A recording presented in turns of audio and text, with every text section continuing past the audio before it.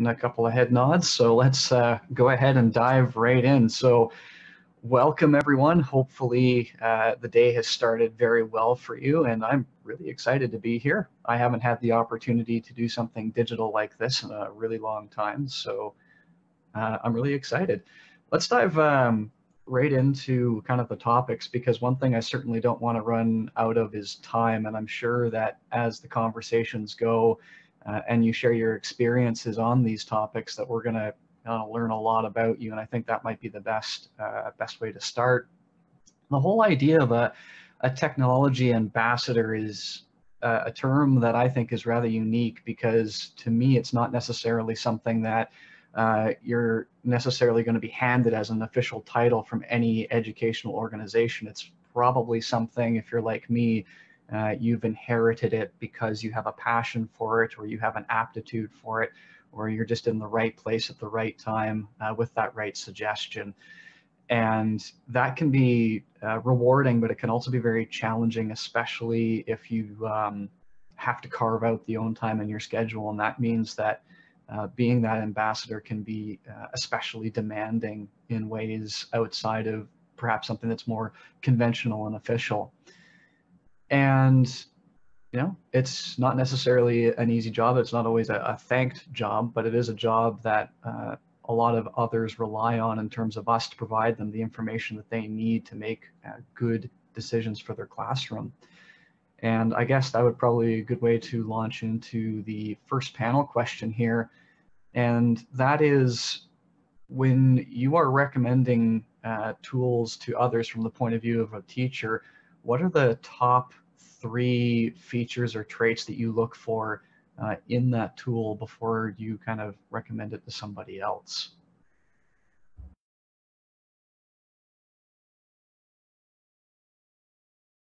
Oh, I can start, I guess. Well, the most important thing for all the tools that we use, that we implement in my education center, is that whichever tool you use, by using it, you immediately train the student into using the same tool.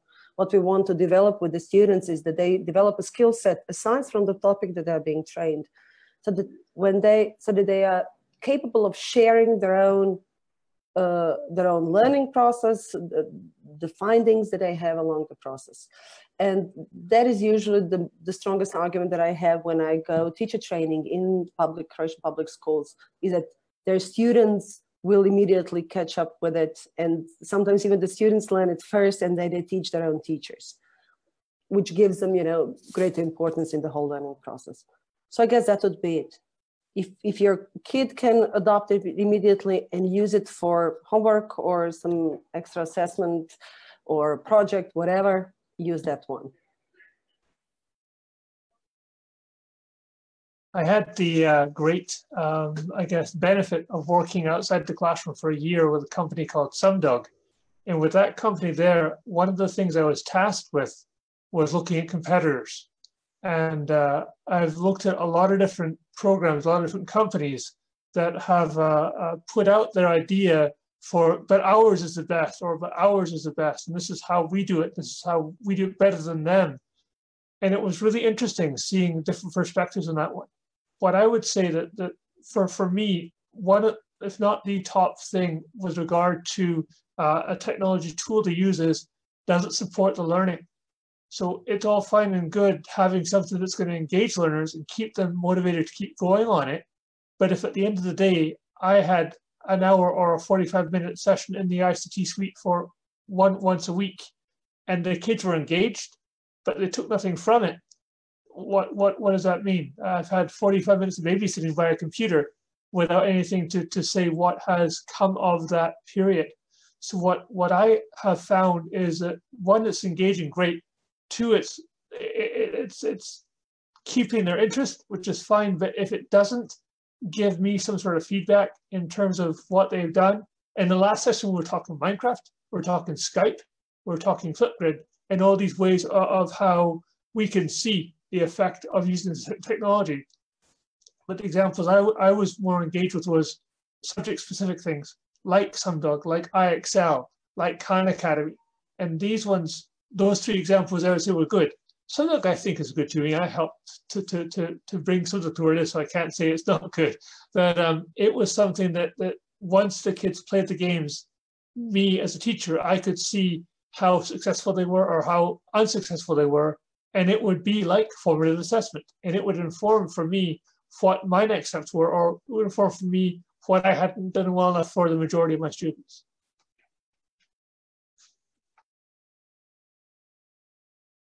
I think you guys just unmute and you go ahead. That's how it works.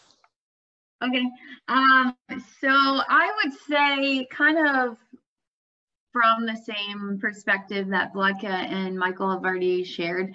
But what I would think is, I know it's kind of tying in with our use of tools to connect globally, which is like what the last session was about. And I think that as an educator, we are sometimes afraid to use different tools. So what I think is that, yes, as a teacher and educator, you need to feel comfortable with a tool. So that's something that you need to kind of do your research beforehand. As a teacher, I would go to conferences and get really excited about all of these different tools and things. And personally, I would just be like, okay, we're going to use it, and not necessarily do my research. And that was a lesson that I learned. So when you're tying new things into your classroom, as the other folks have mentioned, you know, what is the benefit for your students, and how is this going to empower them to enhance their learning opportunity, but to also, as a teacher, you need to feel comfortable with the tool that you're going to use and do your research and know, you know, the pros and the cons. And first of all, you know, is this something that's approved by my district? Those kinds of things, because there's so many rules that are surrounded by bringing in apps and, you know, different websites and things like that. So you have to know if that is something that you can actually access in your world where you're teaching. So. Yeah, and if I may just piggyback off of that, a lot of the tools that we experience, you know, we go to these PD sessions, we get excited about the tool, but we don't necessarily get the time to actually train with the tool. It's just assumed that, well, if we can access the tool, we're automatically experts at it. And knowing how the students see the tool versus our end of seeing the tool is very, very different. And if we're going to be troubleshooting that in a classroom, and we will be, we need to know what it looks like from the student perspective and how it feels from the student perspective, and not just the teacher perspective. So I wanted to mention that because that was such a great point there. I think for me, I think about whether the tool is simple for the children to use. So I teach primary 1 to 3 in Scotland, which is 5 to about 8-year-olds. And I want to make sure that, you know, this tool might be great and might produce great things, but I want to make sure that my 5-year-olds can use it and make sure that my 8-year-olds can use it. And just the simplicity of it, I think, is really important, because sometimes you see amazing things, and I've downloaded loads of different apps and played around with them, and sometimes they're too busy and it complicates, you know, the learning and the things that they're going to create. So I think simplicity is a big thing there. No, that's awesome. I think I'm actually going to change the question order here, because Gemma's kind of leading us into kind of the 4th panel question that I was going to ask you. And, you know, we try lots and lots of tools. And I remember giving a presentation 2 years ago, and somebody asked me, well, how many tools do you try and how many do you keep? And I say, I probably keep maybe less than 10% of the tools that I try. And the question that I'd like you to share, and I think Gemma started this conversation for us, is when do you let the tool go? Like, when after trying it, do you kind of say, no, this is not worth X? I think, so I love creating ebooks and things with the kids on the iPads, and I've tried lots of different apps for it. I found one which I thought would be great, tried it at home, loved it, tried it in the classroom. Oh, it was a nightmare to use. Kids kept asking me questions, and I think I didn't give that one enough kind of trial time. And I think on my iPad at home, I've got a screen full of apps that I say I'm testing at the moment. And sometimes it's quite hard because you try it at home and it works great, and then you take it into the classroom, and sometimes the kids throw something at you and you think, oh, I didn't think of that. So I guess it would be nice if you had a group of teachers together and you could try them yourselves, because you'll always come up with different things and you'll know your kids better and stuff. So I guess a panel like this would be great to test different apps and see what they're like, really.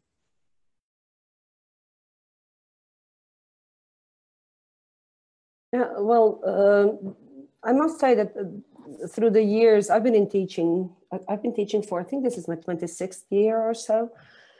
So, you know, every generation is different, but let's say if you look at this generation 10 years ago, huge difference between the students and their needs.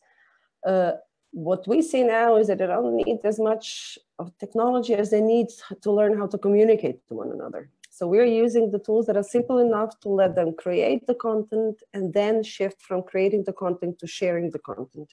We used, Michael will remember this from EdChange Global Conference. We used Prezi, for instance, for presentation skills because it was easy, but the old Prezi. It was easy, it looks very much like mind mapping, and then they decided to upgrade it. And they upgraded it to the terrible option that is very confusing. You can't follow the editor. So you just let go. First of all, you just couldn't log in with different students into the same level of Prezi, so that was one of the obstacles. But the point being, they just made it more complicated. We just let go, and now we're focusing on clear design, white space, and some of the key features of any good presentation that the kids need. Most of my teaching is in the language school, that's our core business, but we also have STEM programs and many other additional school programs. So presentation skills is very important for us.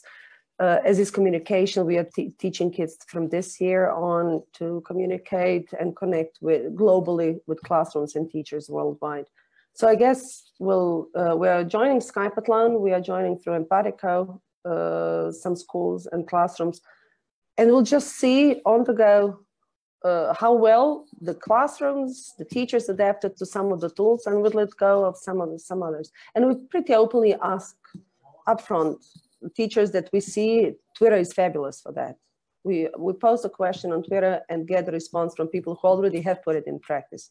Why waste 6 months if somebody else already has? Let's just use somebody else's experience.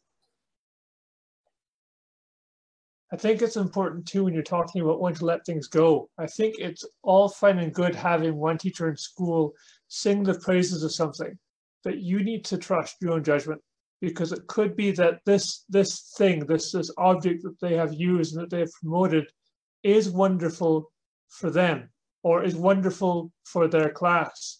I think you have to realize that each student is individual, so each class is a whole melting pot of individuals, and you can't have a one app or one program fit all system there.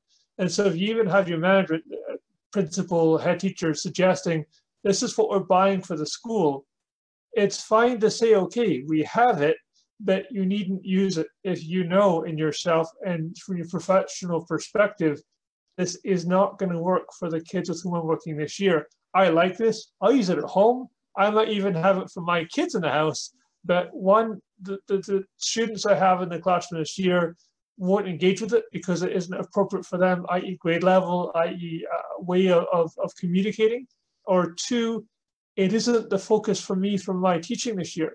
I like what it does for what it does, but I'm not going to use that for the purpose. And I think as well, as professionals, we need to have the confidence to say to people who are our managers, I know this is a lovely program and I know what you're trying to do with it, but it's not going to work with these ones here this year with whom I'm working. And I'm really sorry that I can't go with what's being said for you here, but it's not going to work. If you're still saying I should do it or have to do it, okay. But, and again, enter reservations if you like. You need to also be able to revisit that at different times in the school year, so you're not feeling that you're being forced into something that you know before you begin is going to fail. So I think having the voice is really important when it comes to that sort of thing. I'd just like to add quickly, the third part in this process are the parents. Sometimes you get fabulous kids, but no parent support. And whichever task the kid gets, of course, you don't expect the parent to spend hours with a child, but if the parent is rejecting any of such, step, then your hands are tied and you get a frustrated kid that's embarrassed in front of the class, embarrassed in front of the parents, and the whole thing falls apart. Yeah, just something that I'd like to add what kind of Michael was saying there as well is currently I'm teaching an English language arts load. My course variety changes year to year. There are certain tools that I use in certain subjects and in certain years because it is a better fit to the curriculum. But in the instance that I have English language arts, I need to usually evaluate a tool on whether or not is that tool facilitating the learning that I want to have happen, or is the tool becoming the learning? And that, to me, isn't a bad thing, but it is something I need to be very much aware of, is if I'm going to be spending time that I, am obligated to cover curriculum on a tool, then the benefits need to be large for me to justify that, not only to the powers that be, but to myself as a professional as well, because if it takes too much time and I'm not getting the results that I want out of it, that to me is often the time that I let it go. And that has to do with the ease of use, whether or not it integrates with other services that we're currently using. Like a fast way to get my support is, is it supporting Google Classroom? Does it integrate with that? That's a huge tool that I'm using. That is certainly a plus in that situation. For me anyway. So I think that's also an important part of the conversation as well. I also had something else to add on this topic that Michael brought up with parents. So many times we talk about if it's right for the students and the teachers, but we don't consider the parents. And thinking about the support that is provided by the tool, the website, the application, so that parents can understand what it is that's being used in the classroom, but also like what are the extensions that can be utilized at home if the technology is there as well for parents to help support their students. And then, just resources to give parents an understanding of what these tools are, because so many parents want to be able to help and provide that extra support in the home. But if they don't get what this tool is, how it's being used, and have that resource, then that could also be something to consider as well. Absolutely. And even on the matter of support, and tying back to what Ladka said about the changes that happened to Prezi, if the tool changes too much, or if the team that developed the tool no longer supports it, or support is intermittent, or you can't get the help that you need to use that tool, then sometimes you have to make that difficult decision to say, you know what, you were spot on, but your support for this has dropped off, or you're not adding the features that I need, and your competitor is. Well, these things happen. But on that topic, this might be a good time to talk about some of the success stories that we've had, because there are a lot of opportunities that we have when we're using these tools that we get to see the light bulbs go on for those students that maybe that was the very first time that they had a connection with the material through that tool, or you just had a class that, to use the phrase, was just really switched on because of that tool and that perfect synergy of that year with that particular piece of technology. So can you think of like a little short story that you can share with us about a tool that you've used or a situation that you were in where that technology really led to deeper learning for your students? There's one that comes straight to mind for me. It was a couple of years ago, started using iPads in the school, and an app called Chatterpix Kids. If you've not looked at it, look it up. I can see Casey nodding her head. It's a fab tool and just so simple as well. So we've been learning about pirates, and we'd painted some portraits of Captain Fishbeard, who was visiting us, and one of my girls, who very quiet, very kind of low self-esteem, low confidence with her work, doesn't really speak much, took a picture of her portrait, drew the line across the picture, and just, you have 30 seconds to speak, which is quite long for a kid and quite long for an adult as well. And I was just amazed at how much she was speaking and the detail she was going into about her portrait and what she did and how she drew it and how she painted. And I just got like this fabulous response from her, and it took my breath away, because I was watching her and I just thought, wow, I've never seen her engage that much with something. And I imagine if I was getting them to do it as a writing task, probably wouldn't have got much from her at all. But because she was using that digital tool and she was being able to record her thoughts, I think it was just fab. And I think that's the main thing for me with digital tools, is seeing that moment when you have a child who achieves so much more than if they were going to write something, let's say. So that's my big thing for me. I think for me, I find myself talking a bit again, is what usually happens. I think for me, one of the greatest things I've found is for learners in the class who, like Jem was saying, don't talk as much, but not necessarily again for shyness, because of awkwardness. And I have a number of students whom I've worked in the past who just wouldn't know how to relate to the questions being asked, and who wouldn't know the context properly, or wouldn't get all the nuances in the speech and such. And there's been a few I've had in coding clubs after school, and they have come out of their shell because they have appreciated it was a smaller group that I work with. So there wasn't the pressure of being in front of 30 kids versus being in front of 7. Secondly, though, it was the work that they were doing, there was a passion there, an understanding there. And they really connected with it because of what they've done in their home life as well, playing in games and things, and they get to create something with code. That was all fine and good during the days and the times there, but the biggest breakthrough that I found was when we went back to the classroom on a different day, a different month even, and we're working in the ICT suite now with the whole class. And there's 1 or 2 students who are part of the coding club present their work, and the awe from their peers, you just saw their jaws drop. Like, what the heck is this person doing? How could he or she know this more than me? I'm the cool kid here. And I thought, on you go. You've just turned a corner for yourself. You've also just opened their eyes, and they needed that to happen. And it was really quite wonderful to see them in this way be confident by sharing what they know and who they are. Whereas before they would be very awkward. They would be very, very quiet and introverted and afraid.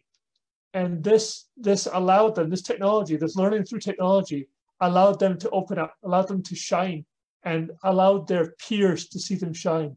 I liked it even more. I liked it more that their peers saw them as equal or something more in terms of learning, even more than like them having the confidence to speak. So it was great.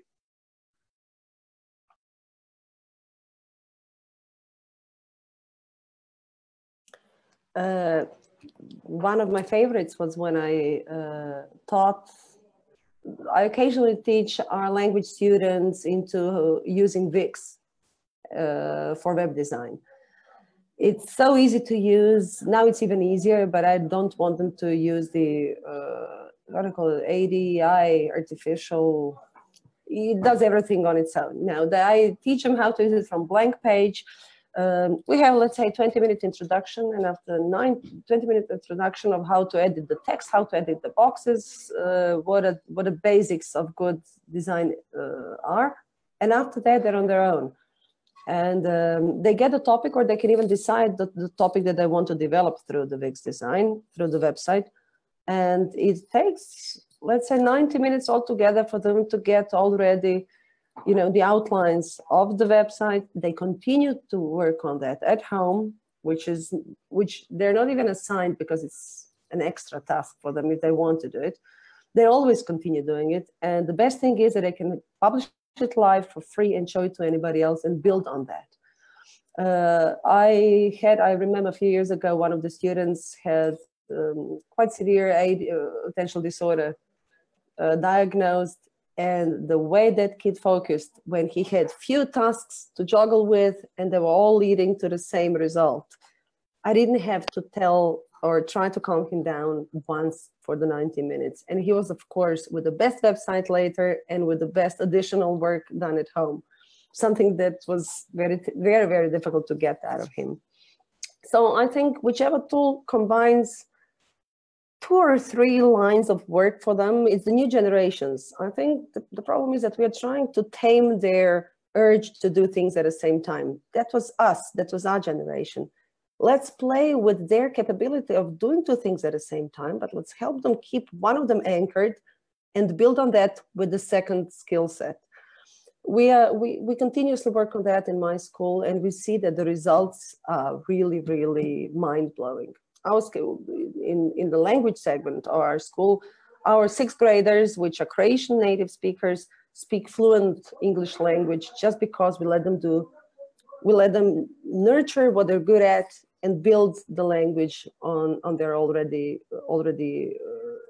existing skill sets. So just a quick hello to Andrew, who's joining us now. So thanks again for being here. That's absolutely excellent. While I've got myself unmuted, a quick story I'd like to share is about a tool called Spiral. And it's one that I used a lot last year in my social studies classes. It's probably the most similar to something like Pear Deck, but I found it to be just a better fit for my classroom and what I was able to do with it. And the feature that I enjoyed so much about that tool is I had a class that was essentially on world history with about 31 students that were at a variety of different levels academically, but also socially. And that's one of the things that's come up a lot in our conversation so far is the social component of accessing what these students know. And one of the features that it allowed me to do was it allowed me to give direct instruction, but then immediately ask the class a question based on the material, or to get them kind of thinking more critically about what we just discussed. And with their devices or with the Chromebooks, they were actually able to submit their responses anonymously to me. So I didn't know who was saying what unless I purposely checked. And I was also able to share these responses up on the board, again, without the student names. And we were able to talk objectively about the thoughts that some of these students had. And what I found was I was getting far more engagement than I would ever get just by simply asking that question verbally to the class, because students with different processing times didn't feel rushed to have their hand up first. And of course, what happens when you ask a question in a class of 31 is maybe 5 hands go up, you take the first hand, the other 4 go down, and that's it. Because even though you've prompted them that there is more than one right answer, once that first answer is out there, for whatever reason, socially, we think, oh, that must be the right answer that this teacher was looking for. And it was really neat to see some of the responses that I was getting from my students and not knowing who it was until I gave them some verbal feedback. And then you would see this smile, this huge smile on the kid in the very back that never says anything to you except the bare minimum. And it turns out that it was their response.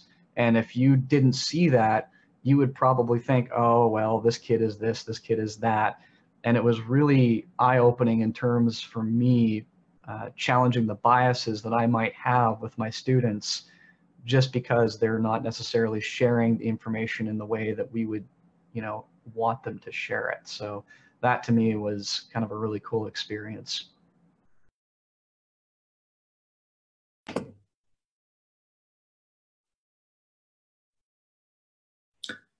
Andrew, since you're off mute just now, the question that was asked there was, what is one of your favorite empowering stories related to technology in education? And just so you know too, once you answer the question, it's good to click on this little microphone at the bottom left of your screen to mute yourself in case anyone comes in the room and talks to you or something. Okay, thanks, Michael.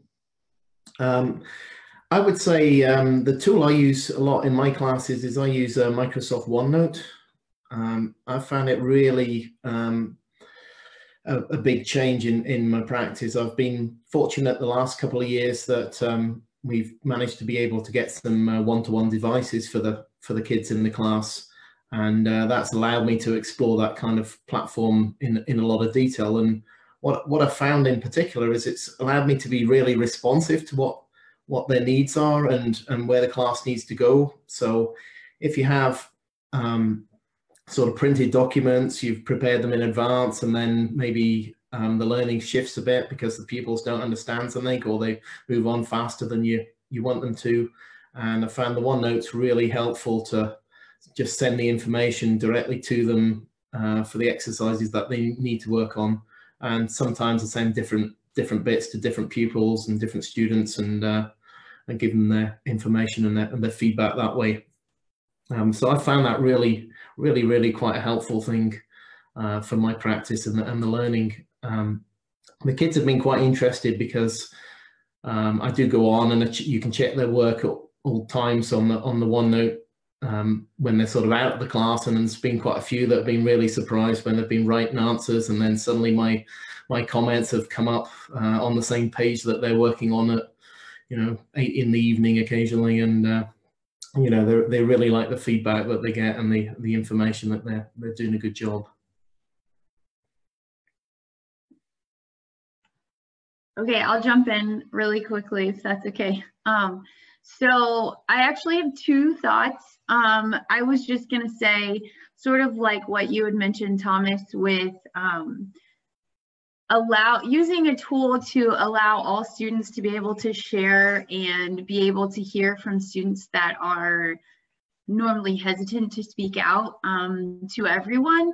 As a consultant not now, but for the past 2 years, I was a consultant for, and one of their websites or one of their tools is called Classflow.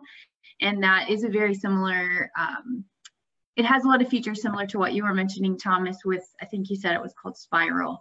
And just being able to see students in the classroom using this tool to be able to share out their thoughts and not feel intimidated was absolutely incredible.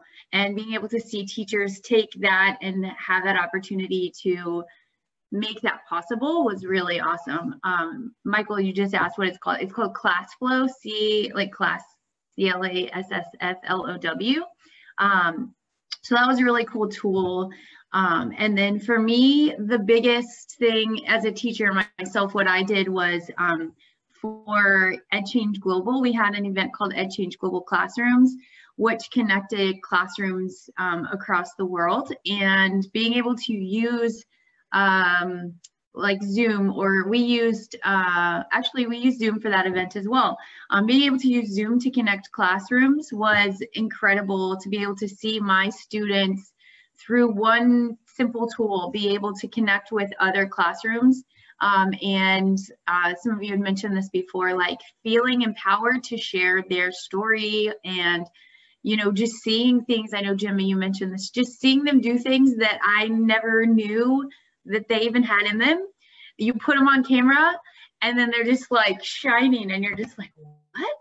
Like, it's the craziest thing ever. So being able to, provide them an opportunity with a tool and see what they can do is just very empowering as an educator. And it's also very empowering students that they're given that opportunity and given that trust level by an adult as well. So I think just overall, when we're talking about using technology and adding tools into our classroom, thinking about how it's going to impact the students in a positive way and build that much more of, a stronger relationship between you and the students that you're working with.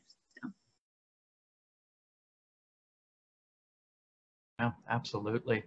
And I know that Andrew and I were just mentioning in the chat, if you're using OneNote and you're not using Office Lens, that's a great little companion app that allows you to pretty much capture an image of anything from documents to worksheets, and they automatically import into the OneNote program. And as a teacher, I've been using that for my stuff. Whenever I get handouts and like staff meetings or whatever, I can snap those pictures, make those notes, and not worry about, you know, that big, huge stack of administrivia. So, you know, practicing what we preach is also a pretty important part of that. So kind of moving on to question number 4 that we have up there is, you know, it is the year 2018. Technology is pretty much prevalent in most curriculums globally these days. But for some people, and this could be students, teachers, or parents, there is a little bit of resistance to how technology is used in the room, how much of it is used, or if it's even used at all. And I guess the question that I have for the ambassadors that we've got gathered here today is that, what do you think is the source of that resistance? And you can mention the source of resistance from like a student perspective, a teacher perspective, maybe an admin perspective. There's a lot of different ways that we can identify that resistance, but, you know, what is it, and why do you think perhaps it's there?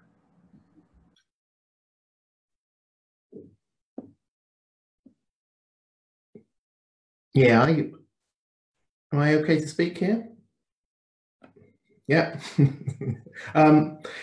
Yeah, I find there's, you know, having implemented a lot of digital learning within the class, it's speaking to the parents. There is a real concern that, oh, well, won't they be playing Minecraft while they're on the device, and how do you deal with that and everything else? So part of it's about having the conversation about what the point of the technology is, and that actually pretty much all our students these days have got a phone in their pocket that they can do all of those things on pretty much all the time. So it's about trying to say, look, whilst yes, we've got to put some boundaries for them, but we've got to teach them to use the technology to help their learning and make progress with that. And a lot of parents I do speak to, having been through it, they're, you know, they do have concerns about that, but then they also realize that now for their pupils and their children to be able to understand what they've got to do next, then a lot of the courses are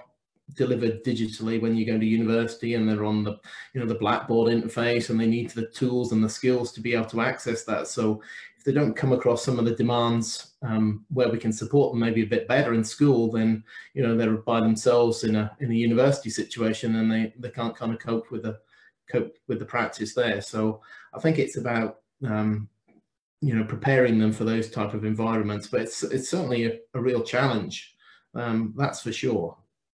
And there are those concerns, and, you know, I've learned in my classroom that, yeah, there can be people off task and doing this, that, and the other, but, you know, it's not really any different to them being off task when they've got a piece of paper or they're staring out the window or anything else. So it's just a different kind of way that they're maybe not engaged. So it is about what you're setting up to be the learning experience to be. You know, the technology can help, but it, you know, can cause problems and issues as well. So it's kind of getting a balance between the two and make sure you're using it for the right purpose and the learning parts. I think for me, one of the big things, like resistance wise, is teacher confidence. And sometimes I find that just if I go to a school to go and help, they find that quite intimidating, because they see me and think, oh, well, you're okay, you're confident at using that, so you're fine with it. And I find that a big barrier, is just the teacher confidence with their own skills, and just taking that step sometimes just to try it.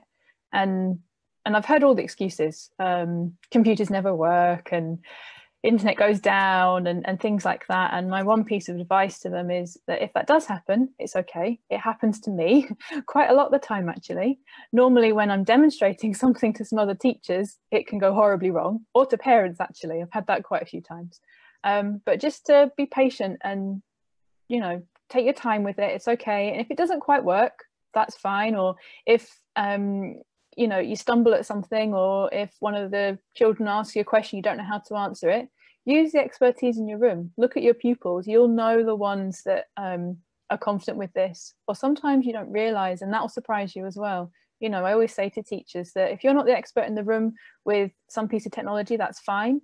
You know, use your pupils, you know, give them that little boost of confidence and get them to help you with it. But confidence is a huge barrier, I think, for a lot of people with technology. I think for me, going on from that idea with Gemma, I think it's more than that too. I agree wholeheartedly that for many teachers, it's confidence is there. I think for others, it's masked or straddled with resistance. And it's a case of, but I don't want to know about this. I don't want to use this. I don't want to learn about this thing. And that could be masquerading as fear. But what they'll present to you isn't that they're worried about it. What they'll present to you is, but I'm doing okay now with what I have. I think back a long time ago to a story my father told me back when I was at university. And he told me a story when he was in the bank. And in the bank, he was doing night classes to promote himself and to get further on.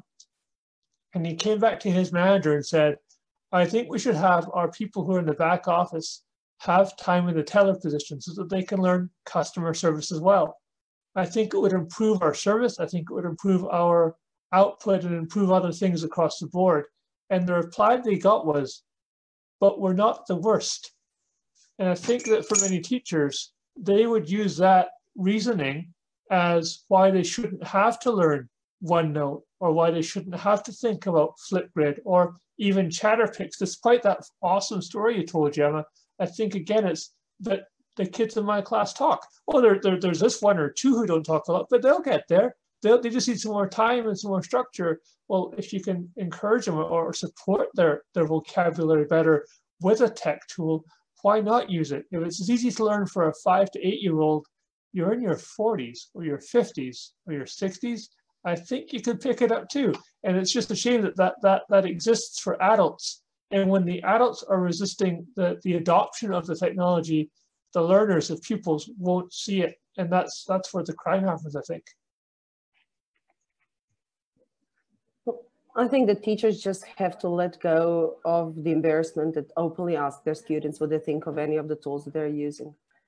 They see us as one foot in a grave, whatever we do with the text. So they're proud to teach us. They do. They're proud to teach us whenever, for instance, Google Forms. We use Google Forms on a regular basis. We teach kids how to use Google Forms. They're going to need it one day, if it'll exist one day when they go out into the real world. But something similar will, because it's very practical, easy to use. What we teach them is that not only can they use them at our language courses, do something like make a quiz and prepare the entire unit, I don't know, a math session or biology topic. Do that for your public school program.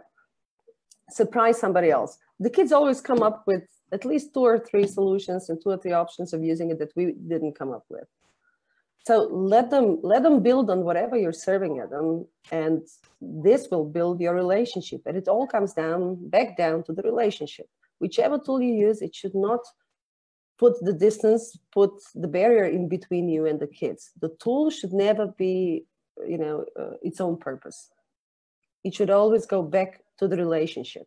Whatever opens another door for the student is something that student will embrace. And whatever opens the door for that student will make that student proud enough to show that to the others, because they will learn best once they will be capable of retelling that process to somebody else.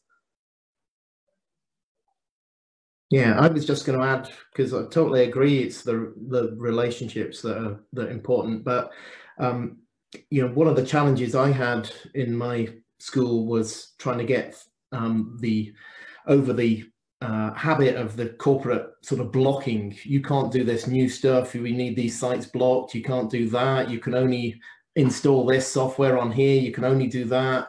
And I had to fight quite hard to have it open so that the students could do different things. And what I found is that not everybody, but a number of the students are downloading different bits of software and they're using it across the entire school, and they're doing all these great ideas that would never happen if I gave them a device where they couldn't install anything and they couldn't add things to it. And it's overcoming that reluctance to do it. you know, they can put things on their own devices. So we need to be able to free up that control and add in those add-ins and do all that, because yes, there needs a bit of protection, and there's, you know, sometimes issues about those type of things, but generally it just gets in the way of the learning, and it's a real old-fashioned situation that we've got in many sort of world education and authorities that are there, where we can't do what we want to do, and you know, it frustrates me. You know, even this week we've had an upgrade to our Wi-Fi, which is great, but then, you know, I haven't been able to connect the devices for a whole week because there's been some problems, and you can't just put in a password and you can't do this, you know. Whereas you get the computer at home, you plug it in, you're on it in 10 minutes, and, you know, we've got to kind of close those gaps and say, well, let's focus on the learning and not put all these barriers in the way that we have to have. Added to that too, I think, with regard to regulations and things, is the fact that in Edinburgh and the rest of Scotland too, we've got Office 365, and that's wonderful. When you have your teachers in the schools and the classes who are only looking at Word, and they're not using, like you're saying, OneNote, which is amazing. They're not using Forms at all. They're not using the other aspects of Office that are available. I actually had one, you're saying examples of experiences you had there too.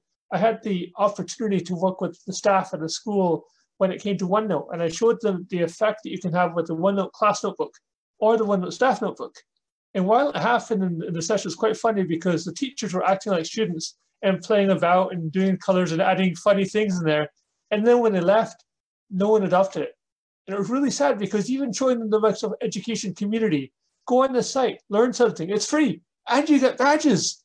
But no one, not one person. I thought, it was so sad that this was just, well, we've not needed it before, so why would we need it now? It's just sad.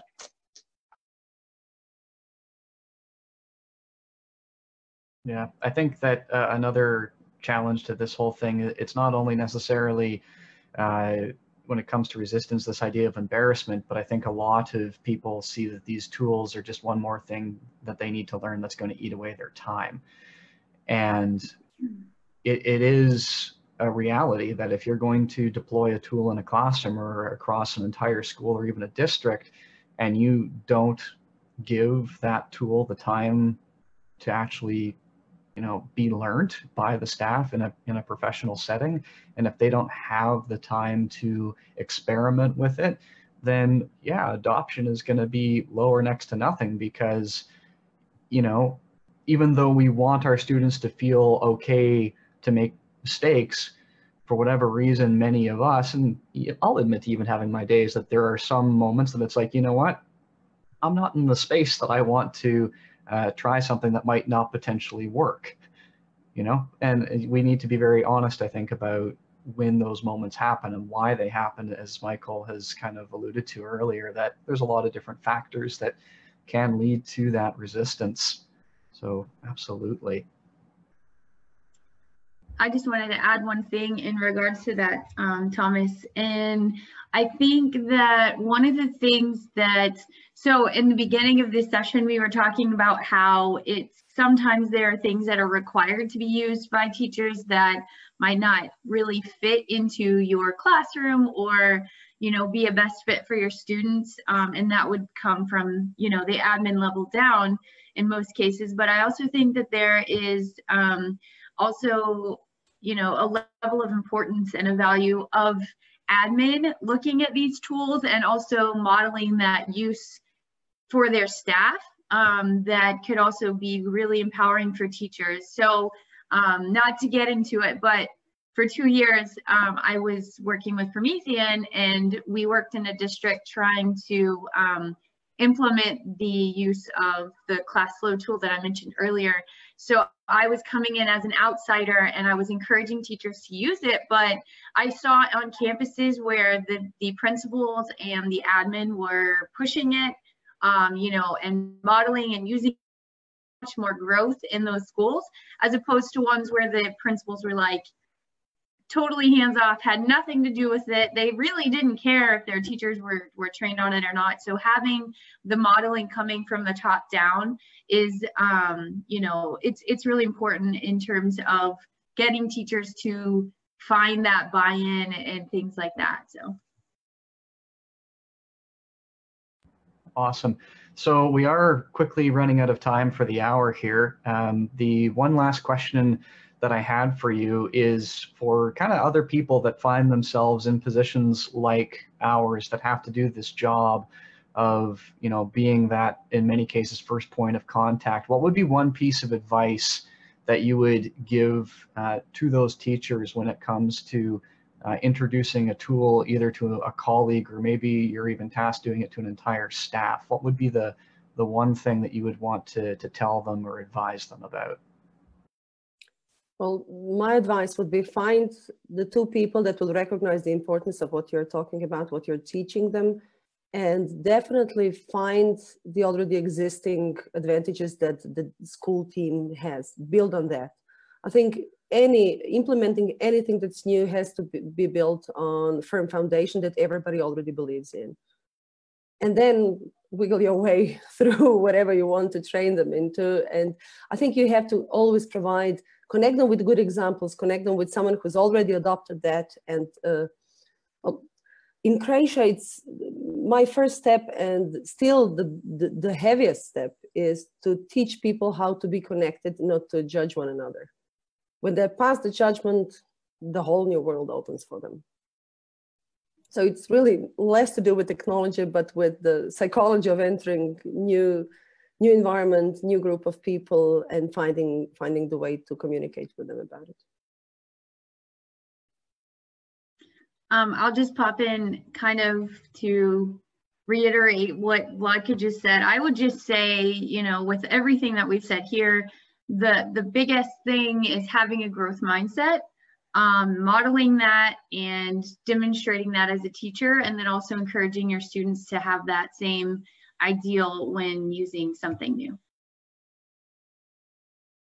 I would say you need to think about what's important for the learning, what's going to be the best hit for the learning. And yes, technology can help with the learning, but you know, sometimes people use it just for its sake. So what's your learning? What's the reason? What's the pedagogical reasons for doing it? And then if you could justify that, then go ahead with that and, you know, overcome those barriers and get on and do it. I would agree with Andrew there, and I would say, you know, looking at how something can be used to support, say, literacy or numeracy, you know, don't always present it as, say, something you're going to use for technology or ICT or something digital. You know, show them how it could support them in a maths lesson or something. And that's the time when I feel like I've got more teachers on board, when I've gone that angle with them to show this could support you in maths this way, or literacy, instead of going, here's this tool, let's show you how to use it, and then we can go and use it in a technology lesson. You know, show them how it can support learning throughout the whole of the curriculum. That's really important. There's something Vladka said in a session a couple hours ago, which I thought was really pertinent to this too, and it was, have the people who are participating in your talk do one thing with what you've said, one small thing, so that if you're teaching a big package or even part of a big package, have them focus on the part that connected with them and have them practice that.